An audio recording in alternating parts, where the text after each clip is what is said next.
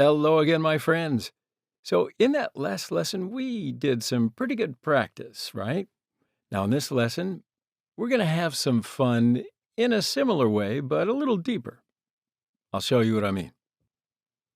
So, let's talk about how to prepare some practice for this lesson.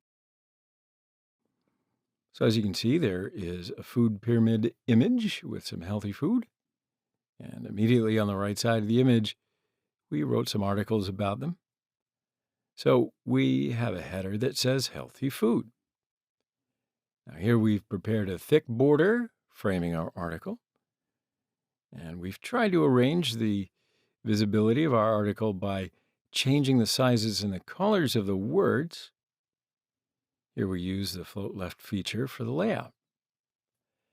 Of course, if you wish, you may want to take the image over to the right, or you can choose different colors than the colors that we've used here.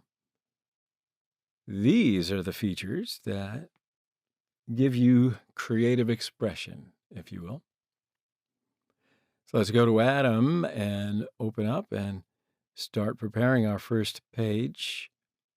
So I'm going to create two new files. These are layout.html and layout.css files.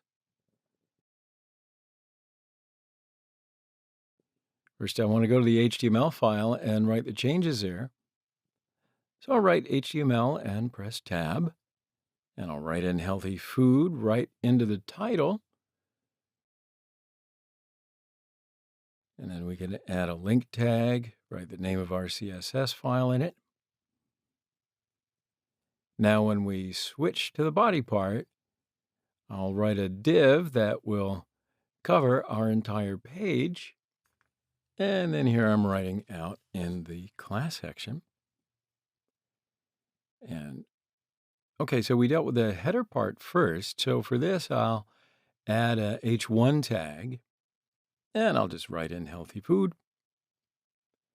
And since the header is ready, I can add the image named healthyfood.png, which I added to the photos folder as a PNG just before. All right, so I'm writing healthy food as the alt attribute.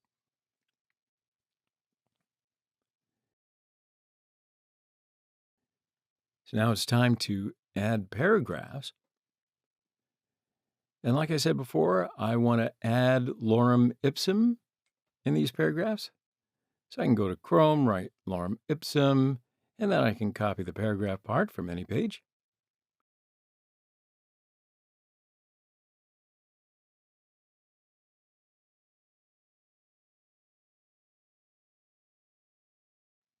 Then we go back to our HTML file and create 5 paragraphs. And we can save our page and have a look at what we've done. So head, pictures, and paragraphs are ready, but for now they are not where we want it to be. And, it's got to be visually appealing, remember? So that means it's time to switch to our CSS file and prepare that visual part. So first of all, I'll create the border framing for our page. You can do it using the border feature inside the body. The first value of the border property determined the thickness, the second value the color, and the third value the line type. And then I'll just make Arial the font family property and 17 pixels font size. So now I want to give some properties for this H1 tag. And what do you say? Well, make the color red and right center for the text align feature. You remember that we use this feature to align the post, right?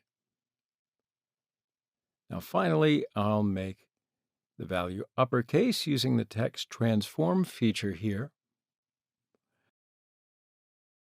I know we haven't really talked about it before, but since I wanted to make all the letters big, you can just have a look at this feature, how it works, because it works in pretty much the same way. So now if we save these changes. Let's go see what's going on, because the majority of our page ought to be ready. All right, so let's take a look at the image of the page that we will prepare and see what's missing. All right, so I gave a link to the first word of our first paragraph, and with this link, we are directed to the fish page in Wikipedia. And this word is in blue and bold. And we should also pay attention to this, underlined in the second paragraph. So let's see these features and finish out our page. Now return to the HTML file, and we'll want to give a link to the first word of the first paragraph.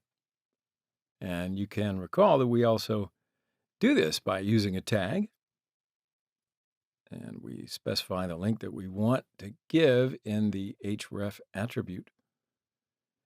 And yeah, we also gave our link. So when we press the word, we can try to go to the page that we are redirected to.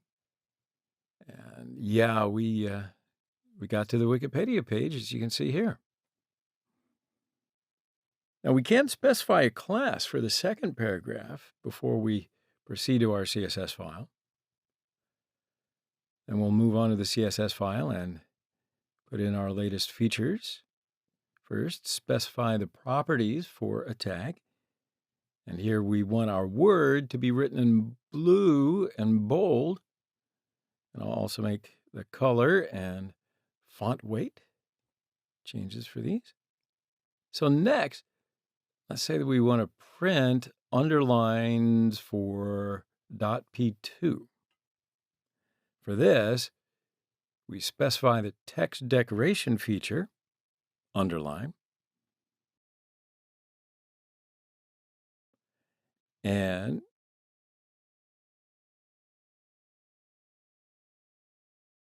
yeah, let's save the changes and have a look at our page. So yeah, our page is ready. But you know what? Looking at it again, I think I want to add some more space between the article and the border here. So for this, we can just change the margin property for div, which is the out class name. And I'll write .out, and I'll give the margin value 20 pixels in all directions. And I'm refreshing here and looking at the page. Yeah, so yes, the page is the way we want it to be, and it looks ready. So that's it for this. Today we have prepared a beautiful layout, if I do say so myself, but it's a sample layout, and we did it together using both the font and the text features and box model features. So I think that's quite enough for now, and thank you for playing along. Goodbye for now. I want to see you in the next lesson. Have fun playing around.